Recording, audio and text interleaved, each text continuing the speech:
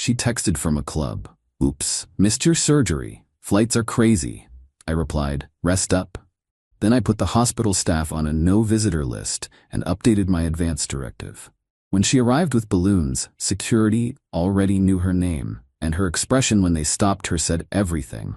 34 male, I'm currently propped up in a hospital bed, my left leg encased in a brace the size of a small canoe. The pain is a dull, throbbing baseline, but it's nothing compared to the sharp, clear note of betrayal that's been ringing in my ears for the last 36 hours. For months, my life was a countdown to one event: ACL reconstruction surgery. It's a major procedure, a long recovery, and something you need a support system for. My fiancée, Maya, 31, was supposed to be that system.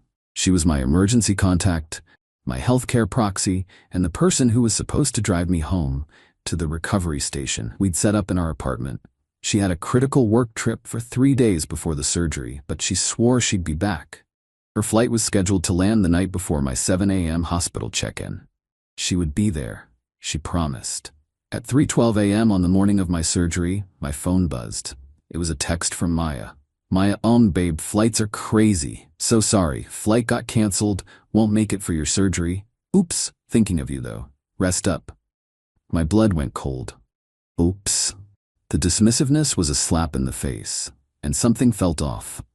I couldn't sleep, so I did what any anxious person would do. I scrolled through social media. A mutual friend had just posted an Instagram story. It was a noisy, flashing video from a club in the city Maya was visiting.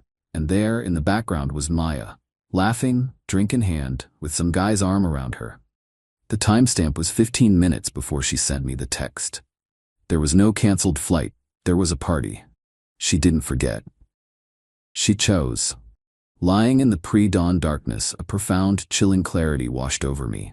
The woman I was going to marry had just left me completely alone on the day of a major surgery, lying about it with the casual indifference of someone canceling a coffee date. My first call was one of shame and panic. My older brother Ben. I explained the situation, my voice cracking. He didn't hesitate. I'm on my way. Don't worry about a thing. My second and third actions were more methodical. After I checked into the hospital and was settled in the pre-op bay, a kind charge nurse came to review my information.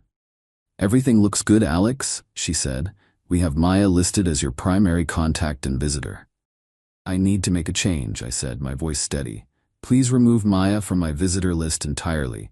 She is not to be allowed in my room or given any information about my status. No exceptions. The nurse looked at me, a flicker of understanding in her eyes. She simply nodded. Okay, honey. I'll update the chart and inform security. Next, I asked to speak to a patient advocate. A social worker came by a few minutes later. I need to update my advance directive, I told her. I want to revoke Maya's status as my healthcare proxy and assign it to my brother Ben, effective immediately. She handed me the paperwork. Filling in Ben's name and signing mine next to the line that officially stripped Maya of any power over my medical decisions felt like the most sane, rational thing I had done in years. Ben arrived, a calming presence in the sterile chaos. The surgery went well. When I woke up in the recovery room, groggy and in pain, he was there. Not her. The next afternoon, through the haze of painkillers, I saw a commotion down the hall near the nurse's station. It was Maya. She was holding a ridiculously large bouquet of roses and a get-well-soon balloon that bounced against the ceiling. She was in full worried fiancé mode, her face a perfect mask of concern. I watched as she spoke to the nurse, who then pointed toward a hospital security guard standing nearby. The guard approached her, spoke quietly, and shook his head. Maya's face cycled through confusion, then indignation, then outright fury. Her voice rose, and even from my room, I could hear fragments. My fiancé, ridiculous. Let me see him. The guard was firm. She was not on the list. She was not coming in. Her expression when she turned and saw me watching her from my doorway, a look of pure, unadulterated shock that her key to my life no longer worked, said everything. My phone, sitting on the bedside table, began to vibrate incessantly. A string of texts. What is going on? They won't let me see you. This is insane. Alex, tell them to let me in. I'm your fiancé. I just looked at the screen. Then I looked at Ben, who gave me a quiet, supportive nod. I didn't reply. I just turned my phone over and closed my eyes. Update 1. I'm home now, ensconced in the recovery station that feels more like a fortress. Ben has been a saint, helping me with everything from getting food to navigating the treacherous journey to the bathroom. My leg is a useless, throbbing appendage, but my mind has never been clearer. The digital siege from Maya and her family began the moment she was turned away from the hospital. Dozens of missed calls, voicemails ranging from saccharine's sweet to shrewish, and an avalanche of texts. I ignored them for 2 days, focusing on my immediate recovery. Finally, I decided to answer one of her calls, mostly to make it stop. "Finally," she screeched. "What is wrong with you? Do you have any idea how humiliated I was? Being escorted out of a hospital like a criminal? I flew all the way back for you." "No, you didn't," I said, my voice flat and tired. "You flew back when the party was over. There's a difference. I saw the pictures, Maya. It was a work dinner. My boss made us go. You're twisting things to be cruel," she fired back, the lie coming so easily to her. "And my flight was canceled. I had to rebook. You're punishing me for something that wasn't my fault." "It doesn't matter anymore," I said. "I was alone when I needed you. I made new arrangements. Ben is my proxy now. You're not welcome here."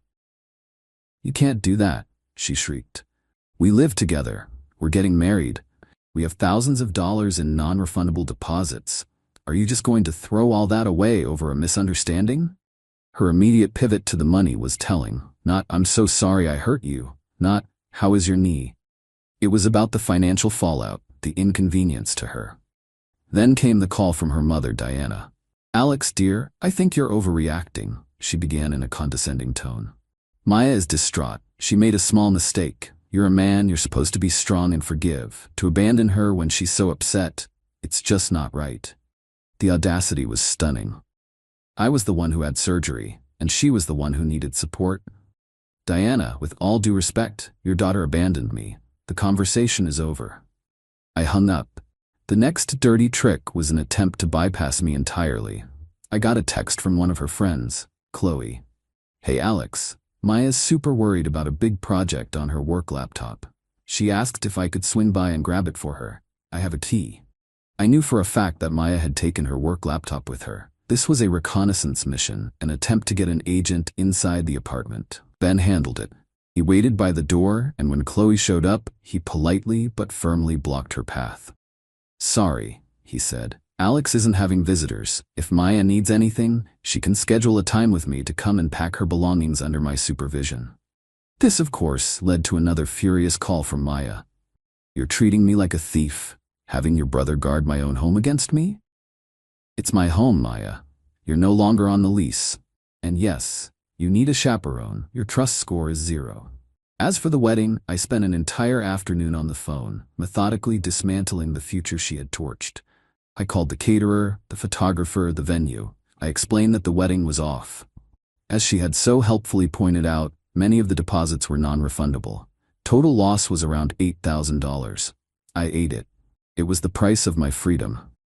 After the calls, I sent her a single final email. The subject was "Canceled Contracts." In it, I attached a spreadsheet. It listed every vendor, the date I had canceled, the total deposit amount, and the amount that was non-refundable. I highlighted the total loss. At the bottom, I wrote, "This is the financial consequence of your trip. As I have paid all of these deposits myself, I will not be seeking your half. Consider it a parting gift. All future communication regarding the removal of your belongings from my apartment must be directed to Ben. Do not contact me again." I blocked her number. I blocked her mother. I blocked her on all social media. The silence that followed was the best medicine I've had all week. Update 2. The day of the move-out arrived like a storm front. Ben, ever the stoic guardian, was here to supervise. I was parked in my recovery station, a comfortable recliner I'd bought specifically for this period, with a custom swing-arm table for my laptop and essentials. It was my command center. It was also, unfortunately, in the living room, where the main event was to take place. Maya arrived alone. The performative sadness was gone, replaced by a cold, hard fury. She didn't look at me. She just started grabbing her things, throwing them into boxes with a violent carelessness. The air was thick with unspoken rage. She saved her most symbolic act for last. As she was about to leave with her final box, She walked past my recovery station with a full, steaming mug of coffee.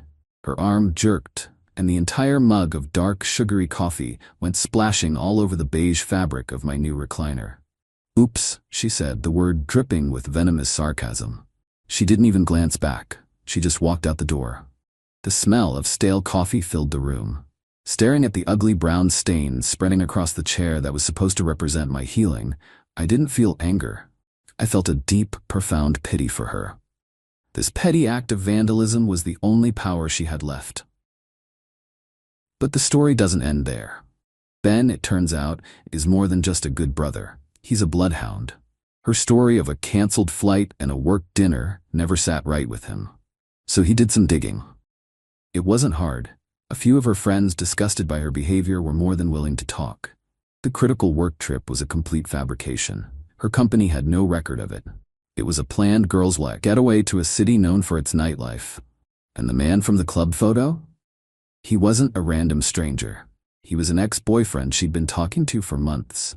The trip wasn't just a party. It was an audition. She was trying him on for size, seeing if he was a better option, all while keeping me, her stable, dependable fiancé, on the hook. She didn't miss my surgery by accident. It wasn't an oops. It was a deliberate choice. She chose a weekend with her affair partner over being by my side. I waited a week. I let her think she'd had the last word with her coffee-stained insult. Then I asked our core group of friends, the 4 couples who would have been in our wedding party, to join a group video call. I told them I needed to talk to them about the wedding being canceled. Maya, who was in the group chat, accepted the call, likely thinking it was a chance to play the victim and tell her side of the story. When everyone was on the call, I started. I didn't yell. I didn't cry. I just laid out the facts, my voice as calm and steady as a surgeon's. "I know you're all wondering what happened," I began, "and you deserve the truth. 2 days before my surgery, Maya told me she had a work trip. On the morning of my surgery, she texted to say her flight was canceled. This was a lie." I continued, laying out the timeline. The Instagram story, the lies about her boss, and then the final brutal truth Ben had uncovered. "It wasn't a work trip," I said, looking directly at Maya's pixelated, horrified face on the screen. "It was a vacation with her ex-boyfriend. She lied to all of us. She wasn't there for me because she was with someone else." The silence on the call was absolute. I could see the shock and disgust on our friends' faces as they looked back and forth between me and Maya. "Maya," I said, my voice dropping, "that coffee stain on my chair? That's nothing. You stained our entire relationship, our friendships, everything, and you did it with your eyes wide open." She started crying, trying to stammer out denials, but the damage was done. I had presented the case. The jury, our closest friends, had seen the evidence. I hadn't destroyed her reputation with public posts. I had simply revealed the truth to the people whose opinions we both valued. Her victim narrative was dead before it could even draw breath. "I think that's all that needs to be said," I concluded, and ended the call. Final update. The last 6 months have been a slow, arduous but steady climb back to normalcy. Physical therapy on my knee has been grueling, but every bit of restored mobility feels like a victory. Ben was my rock through the worst of it. The real healing, though, has been emotional. The group video call was the kill shot. As I'd hoped, it completely neutralized Maya's ability to spin her narrative. Our friends, presented with the unvarnished truth, were appalled. They didn't viciously attack her. They just quietly excised her from their lives. The group chats she was in went silent. The invitations stopped. She had built her social life on a foundation of my stability, and when that was gone, the whole structure collapsed. Her affair, predictably, fizzled out. The ex-boyfriend was apparently not interested in the drama or the baggage that came with being the other man in such a spectacular implosion. He was there for the fun trip, not for the messy fallout. Without my income subsidizing her lifestyle, and with a torched social circle, Maya had no choice but to move back in with her parents. I've heard through the grapevine that she is miserable, constantly complaining about how one little mistake ruined her life.